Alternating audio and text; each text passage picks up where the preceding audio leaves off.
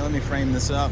We're putting the track back on this machine, and we're going to see if this technique works.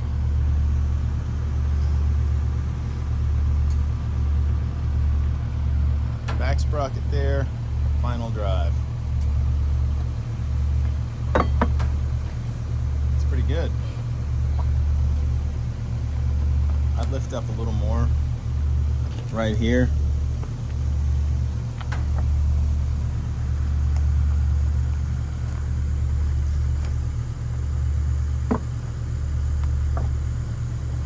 It's there. Just like that. And it's on. It's good technique. Now we got to get the front. Good job. So basically, she changes out all our tracks. Doesn't need my help.